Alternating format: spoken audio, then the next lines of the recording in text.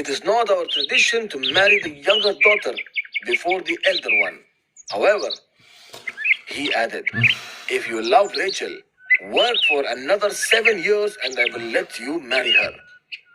Yaqub alayhi salam worked hard for another 7 years and then married Rachel.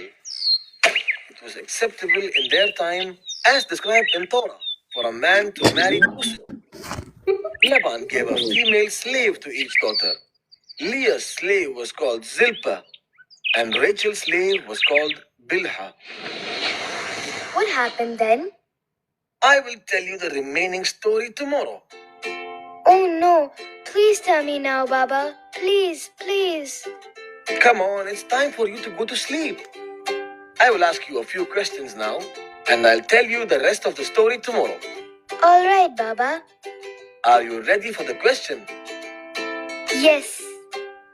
Why did the 3 angels come to the house of Prophet Ibrahim alayhi salam? They came to deliver the news that they were going to have a son. MashaAllah, that's the correct answer.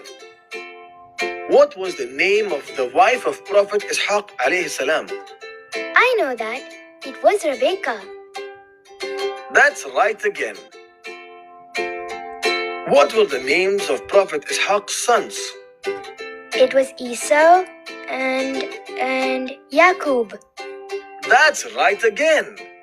Now tell me why Esau hated Yaqub. Esau hated him because he was his father's favorite son. And also that God chose him as the next prophet. That's correct. What was the name of Yaqub's uncle in Haran? Wasn't it Laban? That's correct again. How long did Yaqub work for Laban? First he worked for 7 years and then he worked for another 7 years. It's 14. The prophet worked for 14 years for Laban. What were the names of the daughters of Laban? They were Leah and Rachel. MashaAllah, you gave all the right answers. That's all for today. I will tell you the story of another prophet tomorrow. Assalamu alaikum. Walaikum assalam. Did you finish your homework today? Yes, Baba, I did. So, are you ready for the story of another prophet? I'm always ready for the stories of prophets. Oh, is that so? Inshallah, I will tell you the story of Prophet Lut alayhi salam today. Bismillah. The story of Prophet Lut alayhi salam.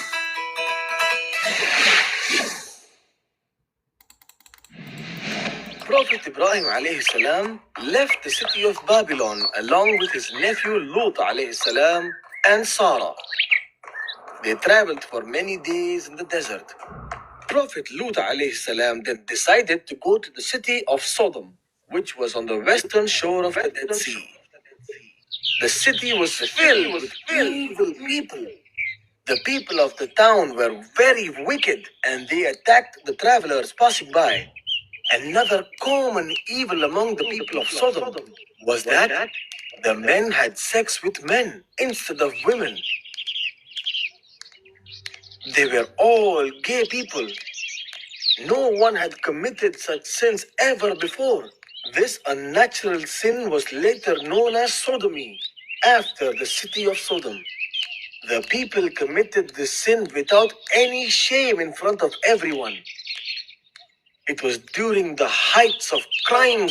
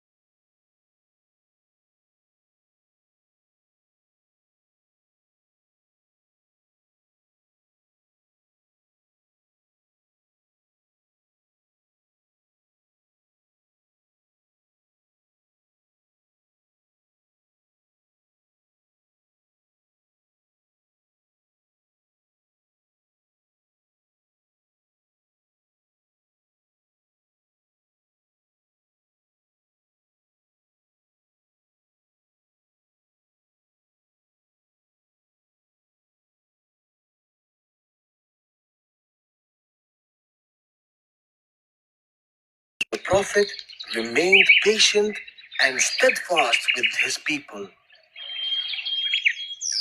Years went by, but no one was willing to listen to him. They even mocked at him by saying, "If what you are saying is true, then bring Allah's punishment to us." When the people refused to listen to him even after so many years, the Prophet finally lost hope in them. And that's when Allah decided to send the angels to destroy the evil people in Sodom. The angels took human form and went to the house of Ibrahim alayhi salam. Prophet Ibrahim alayhi salam and his wife Sarah were very old by now. He invited the angels to have food at his home, and the angels agreed. The Prophet served roasted calf to all the angels. But when Ibrahim alayhi salam noticed that they were not even touching the food, he started to worry and he started fearing them. The visitors then informed the Prophet that they were actually angels sent by Allah subhanahu wa ta'ala. They told him that Sarah will get pregnant soon and that she will give birth to a child. The Prophet and his wife were delighted to hear this news. The angels told the Prophet that they should name their son Ishaq and that he would grow up to become a prophet as well. The angels then walked towards the city of Sodom. They reached the walls of the town in the afternoon. Then they started walking towards the river. The first person who caught the sight of the angels was Lut alayhi salam's daughter. She was sitting beside the river filling water in her jug. When she lifted her face and saw them, she was stunned. Never before had she seen such beautiful men in her whole life. She couldn't believe that such beauty even existed on earth. "Is there any place to rest?" asked one of the angels. "Stay here," she replied. She knew that if the evil men in her town saw them, they would try to harm these strangers. "Do not enter until I inform my father," she told them. She then left her jug beside the river and ran quickly to inform her father. "Oh, father, there are 3 young and attractive men at the town gate. I have never seen such beautiful faces before." The Prophet got worried and he ran to the town gate. The Prophet did not recognize that they were actually angels, as he thought they were travelers passing by. "Where did you come from?" the Prophet asked them. "And where are you going?" But they did not answer his question. Instead, they asked if they could stay at his house. Lut alayhi salam was in a dilemma now. He wanted to tell the strangers not to stay because of the evil people in the city without offending them.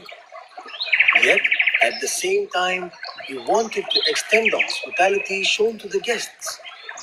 He tried several times to convince them, but they insisted on staying in the city. At last, he told them to wait outside the town gate till night so that no one would see them. When it became dark, Lut alayhi salam went to the gates and escorted the strangers to his home.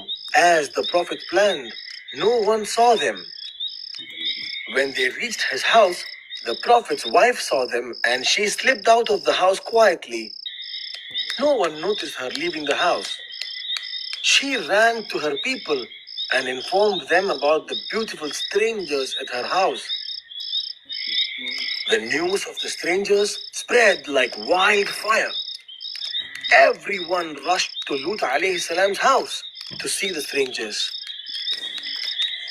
Lut was surprised when he saw the people